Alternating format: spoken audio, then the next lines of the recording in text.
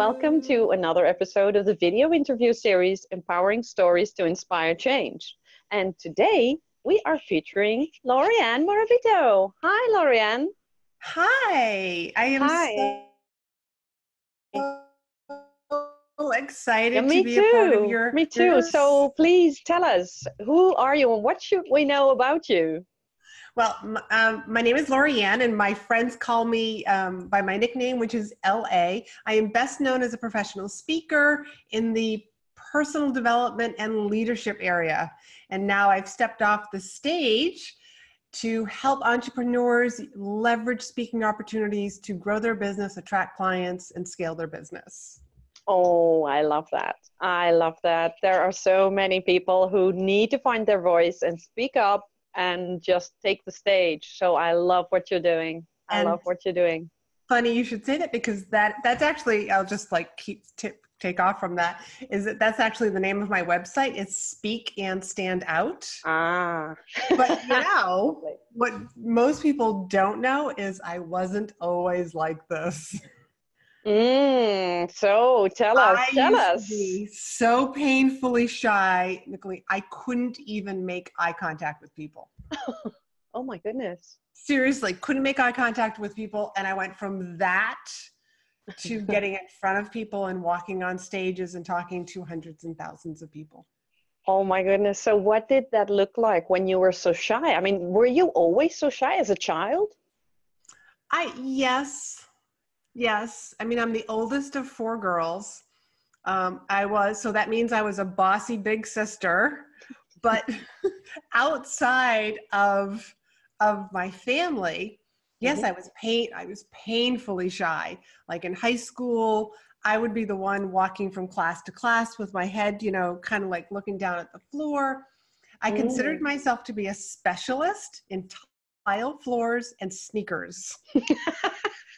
Oh my goodness. Oh my goodness. But how did that happen? I mean, were you born that way, or did something happen to make you so shy?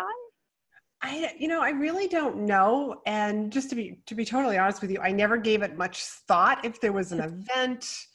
But I do remember some time in my life, as I was looking down at the floor thinking, this is not going to serve me. Okay. So when did that happen? My late teens, I believe. So it was definitely before I went to college, but I was like, not being able to make eye contact with people is not going to help me. Not being able to, basically have like a grown-up conversation with people, and look them in the eye. I mean, now I look at that and I think, if somebody couldn't look me in the eye and talk to me, I'd be like, what are they hiding? It's the message that it sends. But for some reason, like, I just knew, like, it's not going to serve me. I need to learn how to make eye contact with people. From there, I was also thinking, if I could learn how to do public speaking, I just knew that would help me in my career. Ah, okay. So did you have that at that age already? Did you think that? Well, all right. I guess to rewind a little bit, my family moved to Japan when I was 13 years old. Oh, wow. And while we were in Japan, so I'm like one of the only Americans in my class. And, fun fact, I am 5'10" without shoes and heels on. So try being 13 years old, growing up for a couple of years in Japan and being 5'10". Oh my goodness. Yeah. So one of the classes that we had was actually a speech class. So this definitely planted a seed in me. But the speech class wasn't public speaking like I do today. It was more like how to interview properly, how to, more of like almost like an etiquette class, how to sit and have conversations with people. I remember one day the speech teacher, saying to me, "Hey, Laurie-Ann, the school's doing a speech contest. I think you should do it." I was 13 years old and just went, okay. No idea what that meant. With those eyes? Like I was this? like, okay. Okay. You're 13 years old. You just say yes to teacher. Okay, I'll do that. Okay. So I know that really helped me. But again, still came back to the United States, still kept looking down at the floor. And then eventually just had this like voice that was inside of me that said, Laurie, you've got to, look at people when you talk to them. It's going to help you in the long run. So I did. I would just kind of look at people even just for a couple of seconds and then kind of look away. And I just kept doing that until I was looking at people and having conversations longer and longer. And now it's it's like Laurie-Ann grew up. Yeah. So how did you feel when you couldn't make eye contact with people? I can imagine that's a kind of lonely feeling, right? Yes. Lonely, scared. But I think also, and some of my clients that I talk to that are also very shy and would consider themselves to be introvert, it's almost like there's two people that are stuck inside. It's like I'm scared to make eye contact and I'm scared to speak up and I'm scared to share my voice, but there's that inner desire. I want to share my voice. I want to be able to show up fully and be able to express really who I am. So and obviously like one of those sides, is stronger than the other. Yeah. And just to be able to take those tiny baby steps. Cause like, it wasn't an overnight process. Like I didn't wake up the next day after like, looking at somebody for just a couple of seconds and then like, I'm cured. No. I mean, it's baby steps. And that's one of the things that I tell people that are trying to overcome their shyness is just like, just take a little step today. Okay. So what would be a first step when you're really shy? When you're really shy. So if you're really shy, kind of like what I'm talking about, where you can't even make eye contact. I mean, just a few seconds, just like look somebody in the eye and answer their question, or just, really get into the conversation, like to be fully present instead of thinking about like, oh, like how scared I am. So that's why I'm not looking at them, but just to look at them and like really listen, just to be fully present in the conversation and look at them like, oh, that's really interesting. Get really almost like that second and third layer of listening, not just I look like I'm listening, but I'm really into the conversation. Okay.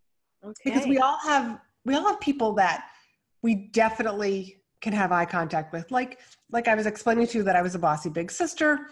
I obviously could look at my younger sisters in the eye, maybe not all the time, mom and dad, depending on what they were saying to me or scolding me about. But, like I had really good friends and I could, look them in the eye when I was talking. So I always believe like there are clues, or there's what I call like a recipe. If I'm doing it someplace, then let me figure out how is it that I'm doing it there, and let me take that and use it someplace else. Okay. So now I'm in a job interview. And so like, let me just like, be fully present in the conversation, pretend I'm like talking to family or a friend. And just those tiny, they're baby steps, and working your way towards, being able to feel like, oh, I don't think I'm as shy as I used to be. How did you do that? I mean, did you do that by yourself? Did you find help? How did you do that? I think a couple of things. One was definitely when we were in Japan, and in that speech class, because part of that class was we would have to, there were lots of exercises that she would basically like that we had to do as a class. And a lot of times we would actually have to stand up in front of everybody and do the exercises. So how did you find the opportunity to put it into action? Oh, there is opportunity everywhere. Lovely. Share them with us. Share them. When you think about it, when I talk about public speaking, public speaking is not just on stage. public speaking is like what you and I are doing right now. It's being interviewed, me being a guest expert, giving your elevator pitch to someone. You meet somebody at a networking event, and to be able to, like, when somebody says, hey, so what do you do? To be able to just, like, share. That's the key. You're sharing, not telling. You're sharing what you do. Yeah. I mean, everything. So there's so many, I guess what I'm trying to say is, like, we all practice some form of public speaking. Yeah. Speaking skills every day. Yeah. So, I mean, what happened in those years when you decided to change, and up until the moment when you decided to start your own business in this particular field? What happened? Well, I had a corporate job. I was in healthcare. So I was constantly with new patients every hour on the hour. So there was a little bit of practice. I was at least introducing myself to 8 people a day. I went from that, and then I moved over to the corporate medical device side of healthcare. And from there, I was now doing presentations in front of doctors and surgeons. Yeah. And so one of the things that I hear from clients is, like, what if somebody asked me a question that I can't answer? What, like, the people that I'm speaking to, like, what if they know more than me? Like, well, let me tell you. So I had to speak in front of physicians who definitely had 8 to 10 more years of education than I did. They definitely knew more about their specialty than I did. But when it came to the equipment, I knew I was the expert on that piece of equipment that I was teaching them. So I went from that, and then I decided to leave corporate because I had found coaching. And just coincidentally, I found coaching accidentally. And like most of us. Yeah, or coaching found you. Pardon? Or coaching found you. Yes, yeah. So actually, I like that a lot better. So coaching found me, and I thought, oh my God, this is an amazing form of communication that I could use with my team and with my customers. And I fell in love with it, like all of us. And thought, that's what got me to leave corporate, because I was like, I think I really want to just do coaching. So I get out of my corporate job, and I know nothing about marketing and sales. And without marketing and sales, like we all know, if we're in business for ourselves, like, you're not going to be able to put food on the table or pay the rent. So I did what seemed like a good idea, and I used speaking to share my expertise. And that's how I ended up getting on stages. I was able to replace my corporate income within 3 months. Wow. All because of speaking, because I would speak, and I'll tell you about my first speaking experience, my first, like, out of corporate. I had no ending. I just kind of got up there, because like, I'm brand new to this kind of public speaking now that I'm sort of marketing myself. So I share everything. And then at the end, it went something like this. Okay, so if you have a question that you want to ask me, you want to talk to me individually, I'll be in the back of the room. Yeah. I laugh about it now, but that's really kind of what it was like. But it's so funny when people hear that I used to be painfully shy. They're just like, you? No way. Yeah. Yeah, but I think that's the great part of this story. I mean, that's such a big change from being really painfully shy to standing on a stage, public speaking. I mean, I know a lot of people who are very scared of being on a stage. So I really love that story of how you did it. I mean, it's so gradually. So you increased your stage step by step by step. That's what I hear anyway. Yeah, so that's exactly it. It's kind of like how I got over my fear of not being able to make eye contact. I did it in baby steps. Yeah.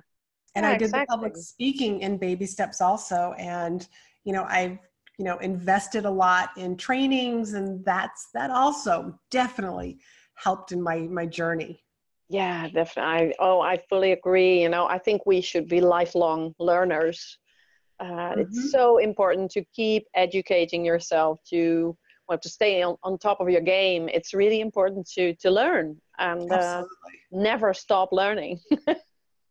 That's so Mm-mm. important. So how does your life, what does your life look like today? Because you're not on a stage anymore, but you help other people to do I that. So what still, does your life look like? well, I still do some stage time. Okay. Definitely. I still have people that hire me for various different speaking events and trainings. But Mm-hmm. now I'm also helping other entrepreneurs um, leverage this opportunity of speaking. Mm-hmm. Um, it's Yeah, so I think you still have a lot of work to do in this world. Thank you, thank you. I'm trying to just definitely open the door for more people to see this as an amazing form of marketing. Yeah, Because it really, yeah. it positions them as the expert. I mean, where else can you go and speak or go and meet other individuals, business owners? Because typically if you go to a networking event or another conference, you are just speaking to people one-on-one, maybe two at a time in a small group. But Mm-hmm. where can you go and be the person that's in the front of the room? All eyes are on you. Mm-hmm. Everybody's listening to you. And so you can be doing this to 30, 40, 50, even more people. Yeah, exactly. Exactly. So how do you feel now when you, especially when you look back on this very shy girl, and how do you feel now when you're helping those entrepreneurs to take their stage? I love it. Just love it. Like last night I was, every time like I either speak Mm-hmm. or every time that I work with a client one-on-one, I am just like, it fills me up. Mm. I it brings me this immense joy. Like that old saying, like, if you didn't have to worry about making a living, like, what would you do? Like, if you won, like, the lottery, what would you do? And that's how Yeah. you know when you're so on target. It would be this. Yeah, I exactly. am Yeah. doing exactly what I would do if I won the lottery. Oh, amazing. That's lovely. That's lovely. That's so amazing. I mean, I'm in the same position as you are because I really love what I'm doing too. So I totally hear you. It feels so good. Yeah, Yeah, that's it lovely. does. Thinking more back to like the joy of this, I love it when I hear from my clients like, oh my God, I just got booked for my first paid speaking event. Mm. I'm doing an online virtual conference. I'm making these videos, I'm doing a Facebook Live. I mean, it's just, I love like their baby steps and their big steps. Yeah, yeah, yeah. I mean, I can imagine for some people, I mean, a baby step, it could feel like a huge leap forward. I mean, that's I think that's so important to realize that where we are, I mean, we are both quite comfortable on a stage, but there's so many people who are definitely not comfortable on the stage. Right. And maybe it's just that they haven't had the opportunity to grow in that way. Yeah, Like you and I obviously have had those opportunities. yeah, yeah, exactly. Mhm. Yeah, exactly. And I think it's so enriching when you get these opportunities. And it's really, I mean, I've been on a stage quite a number of times feeling quite nervous. But I did it and I just loved it Mhm. afterwards mainly. And now I've come to learn to love it in the moment, to be there and to really enjoy it and not to worry about, oh, how do I sound? Do I still know the words? It's just Mhm. coming naturally, and that's a practice. Yeah. So do Really you still get practice. nervous? I don't get really nervous, but because the thing is, when you get nervous or excited, physiologically, it's the same feeling. Yes, So I exactly. always, so I always tell myself whenever I feel the excitement coming, then I think, oh, I'm excited. I can't wait to get on stage. So I really love being on stage now. On and off stage, but on stage, it's not nervousness anymore. It's just Yeah. excitement. Well, that's actually a really good point for everybody who's watching this video, to not misinterpret nervousness and almost like what you're saying, like relabel it. I'm actually excited to get up there and share with this audience. Yeah, and I think that's the thing, you should realize you have an amazing thing to share, and share it. And that's the thing, that's what you're doing. And it's not that you're going through an exam, or, I mean, people won't kill you, or nothing bad will happen. No, nothing bad will happen. I mean, that's the thing. So I think it's really, I think it's a lovely process of learning to be on a stage. So and evolving too, as a human being. And, definitely. I mean, I've got, like people that I know that I encouraged to learn, professional speaking, or even just some public speaking skills, because I knew that it would help them with their career, and these are people that, aren't entrepreneurs, they're not small business owners, they're just their careers. They work for big companies, and they're always amazed with, wow, how their career has definitely benefited from just having even just some public speaking skills. Yeah, definitely. Yeah. And I think it's so important that people learn how to do this. And especially children as well. I mean, at a very young age, you learn how to express yourself in front of a group. I mean, that's, that's important. I had a girlfriend, and I remember she was a single mom, and as her daughter was small, I remember I think like going out for ice cream or something with her. Whereas I think back to because I was so shy as a small child, I probably told my mother, well, I want the chocolate, like 2 scoops of ice cream. And I remember watching her, and she was like, well, what do you want? And she's like, her daughter was like telling her, and she's like, don't tell me, tell this woman who's going to get it for you. Yeah. And I like that moment still sticks in my mind, because I was like, wow, she was teaching her daughter how to interact with adults. Yeah, exactly. Yeah. Oh, that's so, exactly. That's so important, that you teach children already to speak up and not just, be small, play small, because you realized at a certain age that it won't help you to be like that. So looking back, I mean, what would be some lessons that you would like to share with the audience that they could, benefit from? Let's see. I would definitely put yourself in opportunities where you can share in front of groups. And that might mean when you go to meetings, whether they're department meetings or networking groups, whenever they have the Q&A section, just know that like, I'm going to ask a question. Okay. Because, if you're at a networking event and like, they've got like the guest speaker, I mean, you get to sit, you don't have to stand up, you get to sit and just ask your question. So for my shy people, here's a great one. When you go to networking groups that, like as business owners, we all know that we need to go to networking groups. Pretend that it's your party. Ooh, okay. That's a good one. When you're the hostess, it is your job to interact and mingle with people. And so pretend that this is just one big giant party that you are hosting. Oh, wow. And somebody and, like, hey, what do you do? Oh, I know somebody that you need to meet.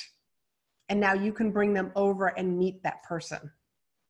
And just make the introduction. I just felt that the two of you needed to meet, because that's what a party hostess would do.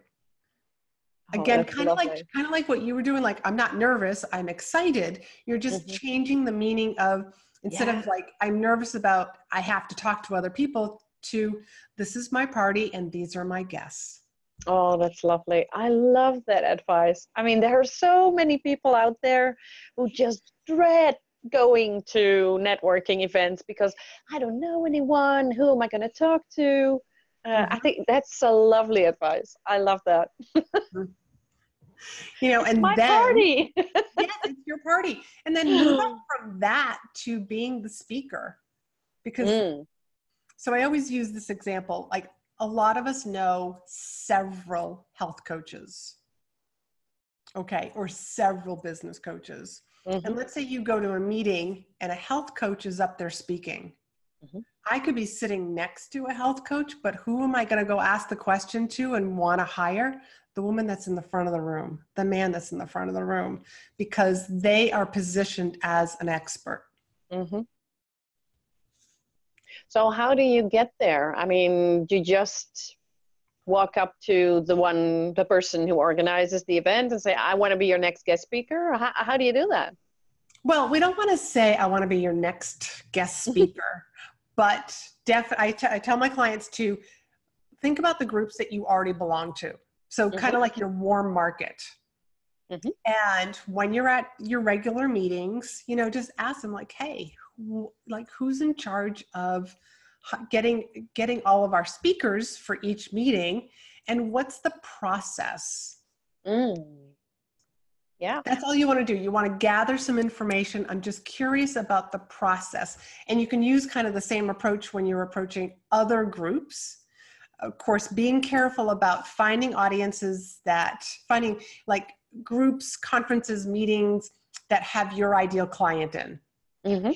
Like for somebody like myself, who like I teach people how to use speaking to grow their business, I'm not going to go talk to an engineering association. No.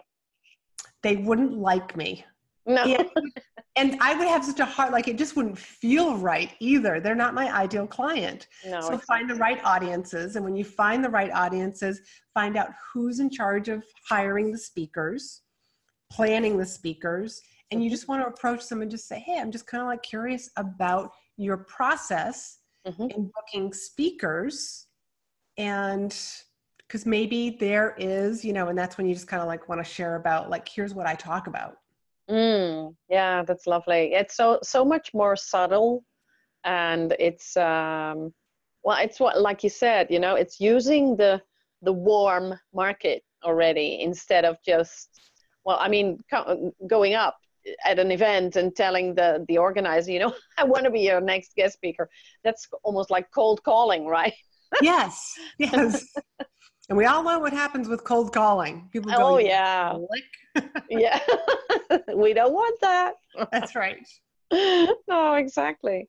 So I love this advice. I mean, it's so useful and it's so practical, and I'm sure people will love it. So it's really to make the change and to take the step and to allow yourself the time to make the change, to step into public speaking. Absolutely. Yeah. Yeah. So I mean, you work with many people who make that change. And what is it that they tell you about their new way of living? Because it's a new way of doing business, and what is their main takeaway? It's also they're stepping up, and not just for their business, but also for themselves, be able to share your voice, you know, because I believe that everybody has a story that needs to be shared. Yeah. And I guess like they are so amazed that they didn't do this sooner. I can imagine. Because of how effective it is. And, you know, like when you're up there, not in that place of, oh my God, I have to kind of like what you were saying earlier. What do I sound like? What do I look like? When you stop worrying about that and you just say like, I'm here to serve this audience. Here's how I'm going to serve is through education, you know, sharing, here's the solution to their pain, to their problem. Yeah, that's a huge that point of view. Yeah, when you come from that place, I mean, you can't help but just like you're more comfortable when you're up there, because you're not focused on you, you're focused on the audience. And And I think that's amazing. I think that's a lovely thought to leave our audience with, to realize that it's not about you. It's really about them. And as soon as you start talking about them, then it'll be a lot easier. Oh, huge, Yeah. huge. So what I will do, of course, we will share your social links below this interview, and people can connect with you, and I'm sure they will, because it's, you shared some wonderful golden nuggets of knowledge and wisdom here. So thank you so much for that, and thank you for being on this video series. And well, we will stay in touch. Absolutely. Definitely. Yeah, great. Thank you so much, Laurie-Ann. You're welcome.